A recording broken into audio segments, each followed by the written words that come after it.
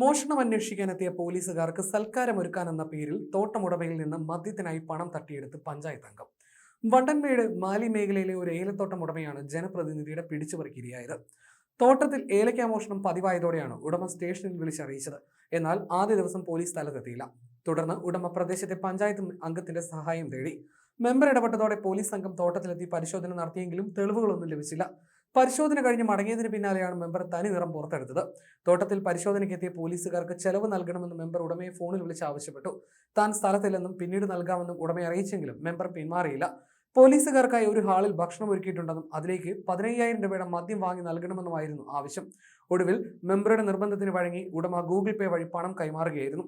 പഞ്ചായത്ത് അംഗത്തിനെതിരെ ഗുരുതര ആരോപണങ്ങളാണ് നാട്ടുകാർ ഉന്നയിക്കുന്നത്. എല്ലാ ദിവസവും രാവിലെ സമീപത്തെ ക്ഷേത്രങ്ങളിൽ നിന്നുള്ള ഉണ്ണിയപ്പവും പഴങ്ങളും പ്രസാദം എന്ന പേരിൽ സ്റ്റേഷനിലെത്തിച്ച് പോലീസുകാരുമായി ഇയാൾ സൗഹൃദം സ്ഥാപിക്കും. ഈ ബന്ധം ഉപയോഗിച്ച് സ്റ്റേഷനിലെത്തുന്ന കേസുകളിൽ ഇടപെടുകയും പരാതിക്കാരിൽ നിന്ന് വൻതുക കമ്മീഷൻ കൈപ്പറ്റുകയും ചെയ്യുന്നത് ഇയാളുടെ പതിവാണെന്ന് ആരോപണമുണ്ട്. പോലീസിന്റെ പേര് പറഞ്ഞ് ജനപ്രതിനിധി നടത്തുന്ന ഇത്തരം പിടിച്ചുപറികൾക്കെതിരെ ശക്തമായ പ്രതിഷേധമാണ് ഉയരുന്നത്. സംഭവത്തിൽ സ്പെഷ്യൽ ബ്രാഞ്ചും അന്വേഷണം ആരംഭിച്ചിട്ടുണ്ട്.